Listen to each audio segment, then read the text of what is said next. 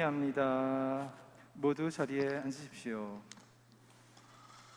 네, 오늘 입신자분들 이렇게 오시게 됐는데 아마 다양한 사연 또 다양한 방법으로 이곳에 오시게 되었을 겁니다. 그래서 오늘 오신 만큼 저희들도 잘 끝까지 완주하실 수 있도록 최대한 신자분들과 저도 그렇고 우리 보좌신님도 그렇고 모든 분들이 어떤 노력을 할 예정이니까 저희를 믿고 잘 따라와 주시면 좋겠습니다.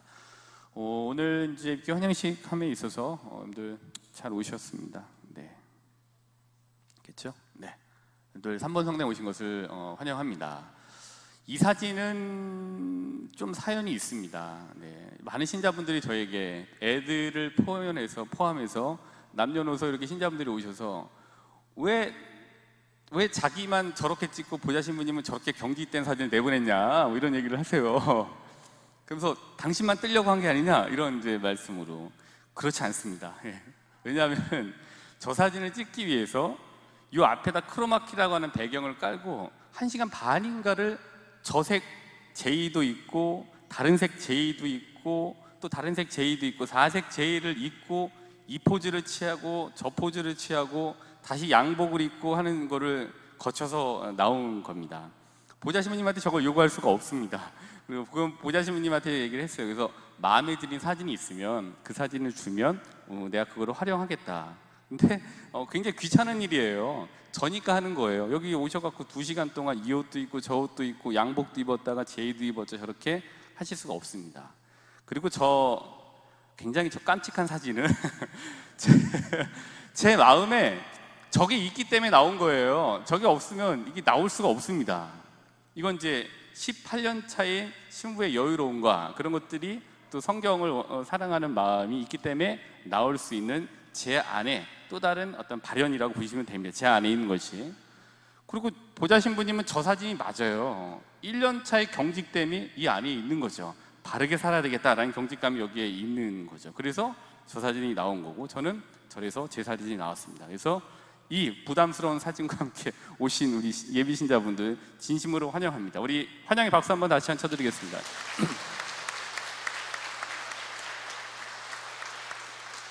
네, 이 사진은 해로운 사진이 아니기 때문에 여러분들 너무 불쾌하게 생각하지 않으셨으면 좋겠습니다. 이제 우리 신자분들은 길에 서시게 된 거예요. 이제 신앙의 길에 초입에 한번 들어가야 되나 말아야 되나라고 하는 길에 서시게 되었습니다. 근데 오늘 이 길에 서시게 된 이 순간은 이런 복음 말씀과 저희가 같이 생각을 해볼 수 있는 것 같아요. 마태오복음 이제 9장 9절일 겁니다.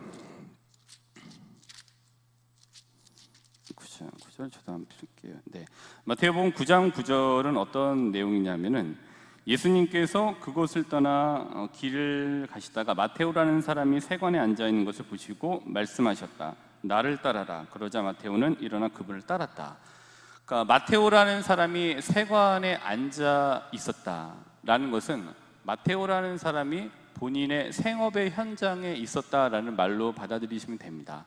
여기에 오신 우리 영세 받고자 하시는 우리 분들은 마테오와 같은 상황에 처하시게 된 것과 다름 아니라고 생각하실 수 있습니다.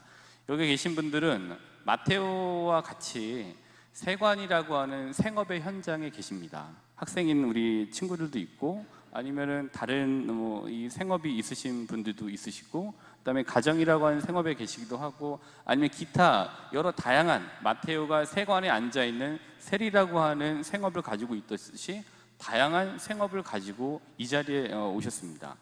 그리고 예수님께서 마테오라는 사람에게 나를 따라라 라고 말씀을 직접적으로 하셨는데 저희는 이제 과거처럼 예수님께서 나를 나랑 같이 한번 가볼까 라는 말을 직접적으로 들으실 수는 없어요. 그러나 다양한 형태로 나를 따라라 라는 말씀을 들으셨을 거예요. 우리 엄마에게 한번 가볼까? 아니면은 내가 아는 지인분이 그래도 한번 같이 가보자 라는 그런 형태의 다양한 형태의 부르심을 들으시게 됐을 겁니다. 그리고 굉장히 오랜 시기 부르심을 들으셨을 수도 있고 아니면 짧은 시기 그 부르심을 들으실 수도 있을 겁니다. 근데 중요한 거는 이러한 부르심을 받았지만 여기에 일단은 세관이라는 내 생업의 현장에 있음에도 불구하고 시간을 내서 이 자리에 앉아 계신다라는 것이 굉장히 중요합니다. 이 자리에 앉아 계신다라는 것은 이제 저기 보이는 길처럼 이제는 내가 어떤 길을 가야 되겠다라는 것에 서 계신 것과 다름없습니다. 한 사람은 나일 거고요. 그 한 사람은 우리 이제 3번 성당 교우분들이 되실 겁니다. 같이 가자라고 하시는 교회 멤버이죠. 이제 그 멤버가 되시게 됩니다. 그리고 멤버십 안에 들어오시게 될 겁니다.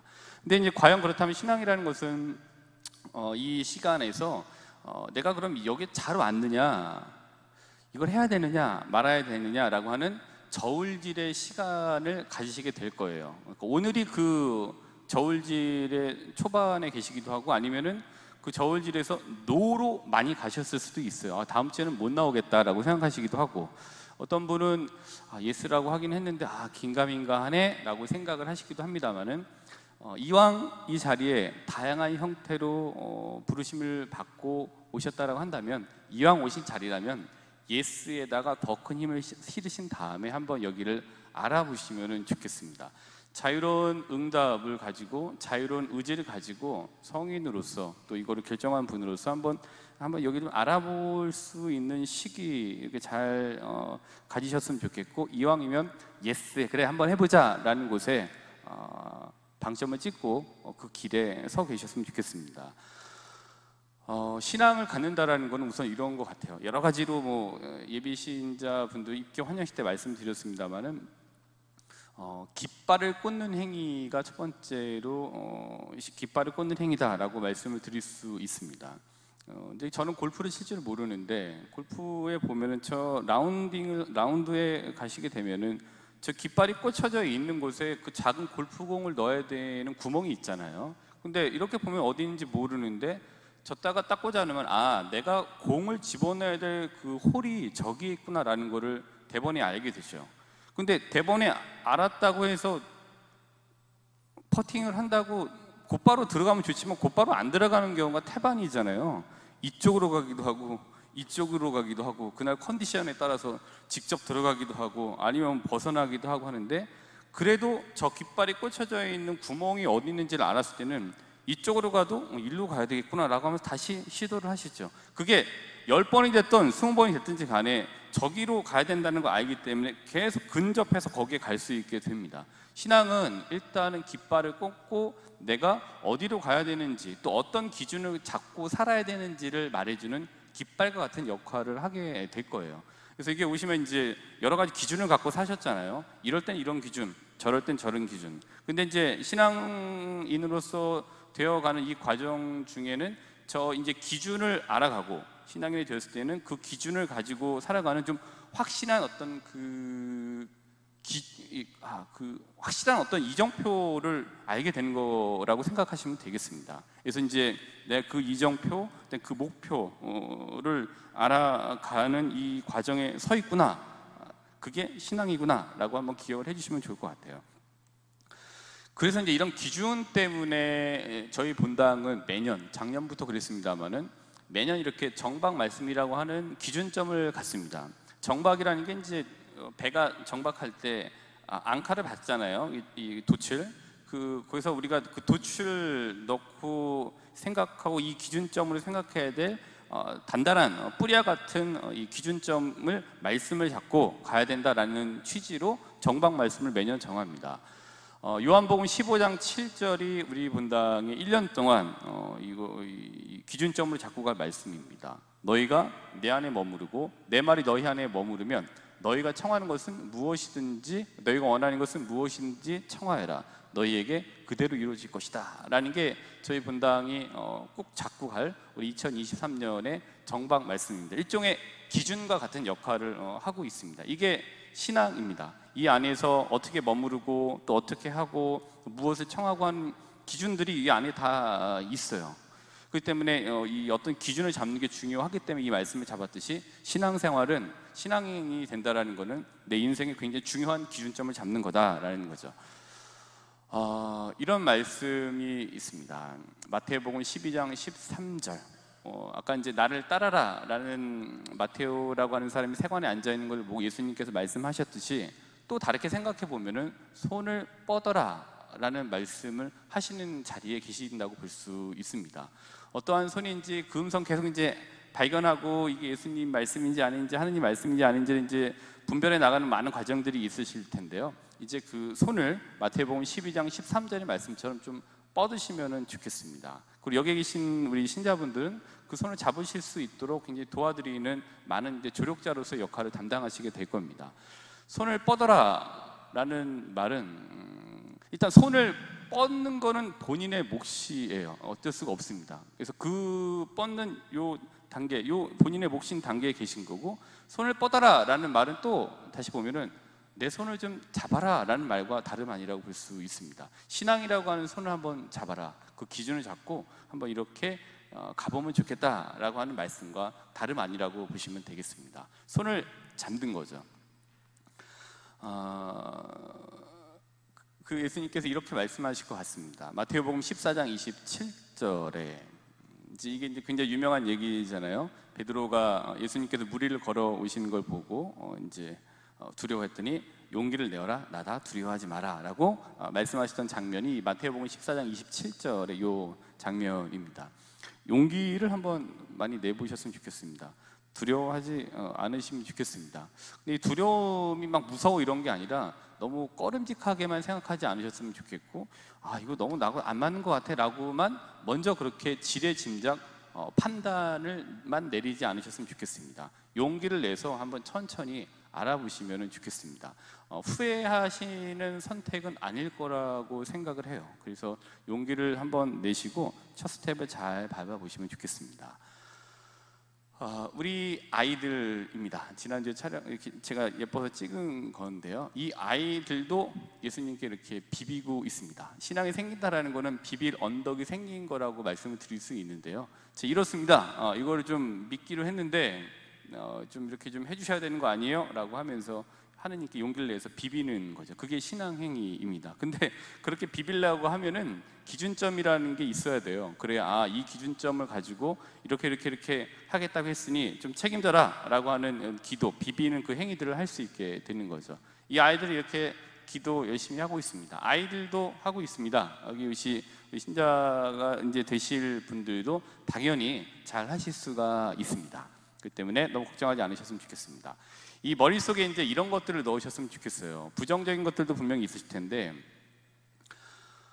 좋게 생각하면 좋게 생각이 되고요, 나쁘게 생각을 하시려고 하면은 좋게 생각했던 게 반대로 다 나쁜 거가 될 수 있습니다. 그래서 굉장히 어떤 일을 할 때 결단력이 있고 단호하다라고 좋게 판단되었던 부분은 나쁘게 생각하면은 왜 이렇게 완고해? 라고 생각이 될 수가 있습니다. 그리고 저분은 참 비전이 뚜렷하네 라고 좋게 생각하면 보이는 거지만, 나쁘게 생각하면 너무 상상력만 풍부하군, 좀 허황된 것만 풍부한 것 같네 라고 생각을 하실 수가 있습니다. 그래서 그렇게 동전의 양면과 같은 거예요. 그래서 좋게 생각하시기를 좀 권해드릴게요. 특별히 확인되지 않은 근거가 없는 감정적 루머를 유포하는 분들의 말에 쉽게 현혹되지 않으셨으면 좋겠습니다. 확인되지 않고 근거가 없이 그렇게 감정적으로 뭔가를 얘기하시는 분들의 말씀을 들으시고 혼란스러우시면 직접 와서 확인을 하시면 되겠습니다. 그러면은 친절하게 말씀드리고, 그게 사실이었다면은 저희가 그 수정을 하고 시정을 해야 되는 부분이겠죠. 그러나 사실이 아닌 부분이라면은 확인함으로 인해서 그런 것에 흔들리지 않으실 수 있게 되니까, 현혹되지 않으실 수 있게 되니까, 감정적 근거 없이 확인된 바 없이 하는 루머에 너무 이렇게 현혹되지 않으셨으면 좋겠습니다. 혹시 이 자리에 앉아 계셨지만 오시기 전에 어떤 좀 확인되지 않은 그런 루머를 듣고 오셨다라면은 그 루머에 현혹되지 마시고 직접 확인해 보시면 되겠습니다. 그리고 이제 신자분들도 그렇게 혹시 어떤 게 있을 때 책임감을 갖고 근거가 없는 감정적 루머를 유포하지 않으시는 책임이 있다라는 것도 기억해 주시면 좋겠습니다. 좋게 보면 좋게 보이는 것, 그러나 나쁘게 보면 그대로 나쁘게 될 수가 있는 거죠. 그래서 이 부분 우리가 다 염두에 두어야 될 것 같습니다. 이제 더치 브로스라고 하는 커피 전문점이 있습니다. 우리나라에는 안 들어온 것 같은데요. 미국에 있는 더치 브로스라고 하는 커피 전문점인데, 그러니까 그러니까 어디야? 스타벅스와 견줄만하다, 막 이렇게 얘기할 정도로 굉장히 이제 미국에서 지금 성황리에 잘 운영되고 있는 드라이브스루 커피 매장입니다. 그러니까 이 커피 매장은 1960년대에 네덜란드계 미국 이민자였던 보스마 형제에 의해서 창업이 되었고요. 그 다음에 미국 주식에 상장이 되어져 있는 이 회사입니다.